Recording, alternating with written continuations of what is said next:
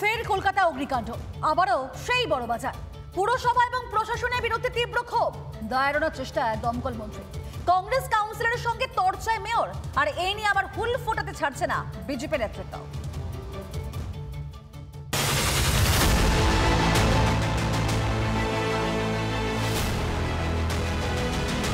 বড়বাজারে আগুন, সকাল থেকেই হুলস্থুল।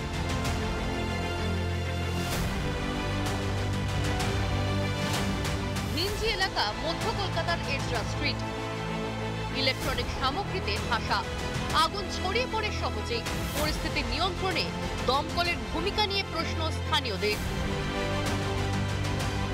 প্রথমত আপনার ফায়ার এখানে পৌঁছয়নি, ফায়ার এসছে 1 ঘন্টা পরে। আমাদের দিক থেকে আগুন নেওয়ানোর দায়িত্ব আমরা ঠিকমতো করেছি কিনা সেটা দেখ। আপনার জায়গা আপনি ব্যবসা করছেন, ওটা তো অগ্নি নির্বাপন ডিপার্টমেন্ট এসে করে দেবে না, ওটা আপনাকে ঠিক করতে হবে। ব্যবসায়ীরা অভিযোগ করছেন দমকল 1 ঘন্টা দেরিতে এসেছে। না, ওটা ভুল কথা। লালবাজার পাশে আছে, 5টা গাড়ি গেছে, এটা একটা কমন কথা, এটা সব জায়গায় শুনতে পাই আমরা। এত দ্রুত আগুন ছড়ালো কিভাবে? আগুন নিয়ন্ত্রণের আদৌ কি কোনো ব্যবস্থা ছিল? বিল্ডিং 5 তলা থেকে 12 তলায় আগুন লেগে গেল, কোনো অগ্নি নির্বাপন ব্যবস্থা ছিল না। দেখবো, ওগুলো খতিয়ে দেখবো, এইভাবে বলা সম্ভব। বড়বাজারের মতো এলাকার খবর নাকি মন্ত্রী মশাই জানেনই না। এবার শুনুন কাউন্সিলর কি বলছেন। এগুলোতে ফায়ার ফাইটিং সিস্টেম কি রয়েছে? কোনো কিছু ফায়ার ফাইটিং সিস্টেম নেই। আর আমি তো বহুবার কমপ্লেন করেছি। কোথায় কোথায় কমপ্লেন? আমি ফায়ার ব্রিগেডকে করেছি, মেয়রকে করেছি, কমিশনার পুলিশে করেছি।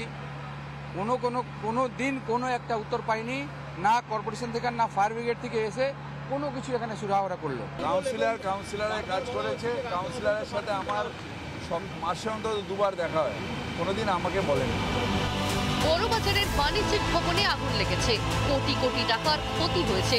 দায় নিতে নারাজ মন্ত্রী থেকে মেয়র, তাহলে এর দায় কার?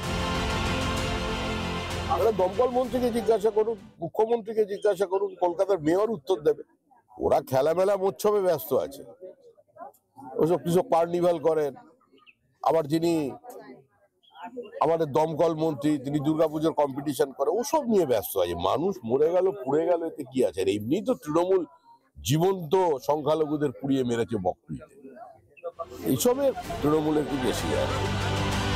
বরাবরই রাজ্যবাসীকে মেলা খেলায় মাতিয়ে রাখার চেষ্টা করে তৃণমূল সরকার, ভুলিয়ে দিতে চায় প্রকৃত ইস্যুগুলি।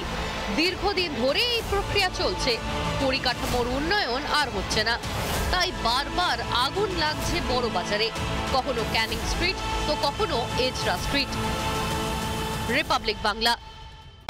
নানা ধরনের কন্টেন্ট দেখার জন্য লাইক করুন, শেয়ার করুন আমাদের ফেসবুক পেজ, সাবস্ক্রাইব করুন আমাদের ইউটিউব চ্যানেল। পাশাপাশি অন্যান্য ব্রেকিং নিউজের জন্য অবশ্যই চোখ রাখুন রিপাবলিক বাংলায়।